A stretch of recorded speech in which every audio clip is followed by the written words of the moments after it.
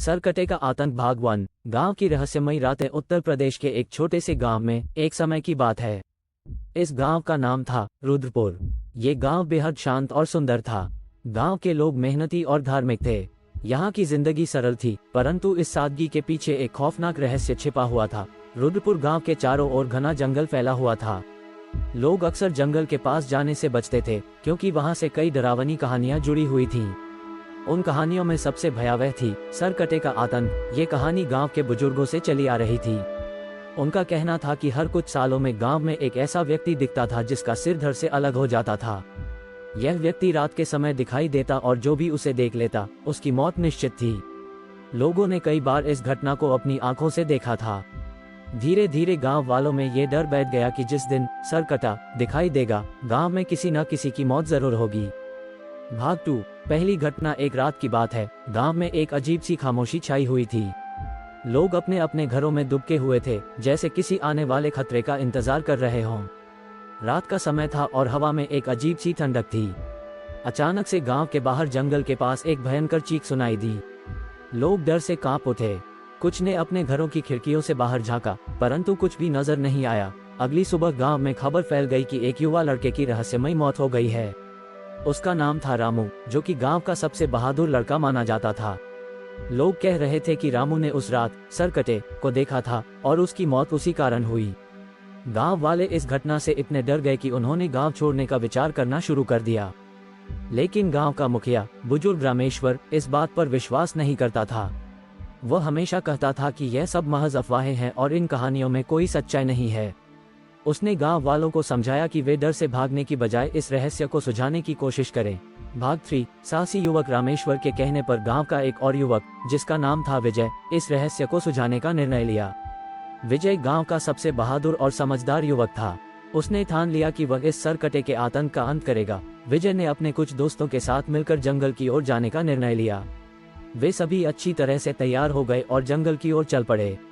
जब वे जंगल के अंदर पहुंचे तो उन्हें वहां की हवा में एक अजीब सा डर महसूस हुआ।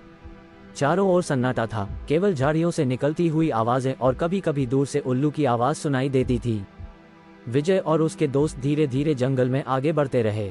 अचानक से उनके सामने एक उजाड़ सी जगह आई, जहां पेड़ों की संख्या कम थी और चारों ओर काले पत्थर बिखरे हुए थे। विजय ने महसूस किया कि यह जगह कुछ खास है। शायद यही वह जगह है जहां सरकटे का निवास हो सकता है। भाग 4। रहस्य की परतें। जंगल में उस रात विजय और उसके दोस्तों ने एक डरावनी चीज देखी। अर्धरात्रि के समय एक रहस्यमयी आकृति दिखाई दी। वह आकृति एक आदमी की थी, जिसके शरीर पर कोई सिर नहीं था। उसके हाथ में एक तलवार थी और उसकी चाल इतनी भयानक थी कि विजय और उसके दोस्त थरथराने लगे। पर विजय ने खुद को मजबूत किया और उस आकृति के पास जाने का साहस किया। जब वह आकृति विजय के पास आई तो अचानक से वह गायब हो गई। विजय को लगा कि यह कोई भ्रम हो सकता है, लेकिन तभी उसे पीछे से एक अजीब सी आवाज सुनाई दी। उसने मुड़कर देखा तो उसे एक औरत दिखाई दी जो सफेद कपड़ों में लिपटी हुई थी। उसने विजय से कहा, ये जगह शापित है, यहाँ मत आओ वरना तुम भी मारे जाओगे। विजय ने उस औरत से पूछा, तुम कौन हो और यह शापित जगह क्या है? औरत ने बताया कि वह इस जंगल में रहने वाली एक आत्मा है, जो सदियों से इस जंगल में फंसी हुई है। उसने विजय को यह भी बताया कि यह सरकटा कोई साधारण व्यक्ति नहीं है, बल्कि वह एक पुरानी आत्मा है, जिसे कई साल पहले किसी राजा ने श्राप दिया था। वह आत्मा तब तक चैन से नहीं रह सकती जब तक वह श्राप पूरी तरह से समाप्त नहीं हो जाता। विजय को यह सुनकर बहुत धक्का लगा, लेकिन उसने ठान लिया कि वह इस श्राप को खत्म करेगा। भाग 5। समाधान की खोज। विजय ने वापस गांव लौटकर यह सारी बात गांव के बुजुर्गों को बताई। बुजुर्गों ने उसे बताया कि इस श्राप को समाप्त करने के लिए एक विशेष पूजा करनी होगी, जिसमें उस आत्मा को मुक्ति दिलाने का प्रयत्न किया जाएगा। इसके लिए उन्हें एक विशेष यज्ञ करना होगा, जिसमें पूरे गांव का सहयोग आवश्यक होगा। गांव वालों ने विजय की बात मानी और एक बड़ा यज्ञ करने का निर्णय लिया। यज्ञ के लिए एक पवित्र स्थान चुना गया और गांव के सभी लोग इकट्ठा हुए।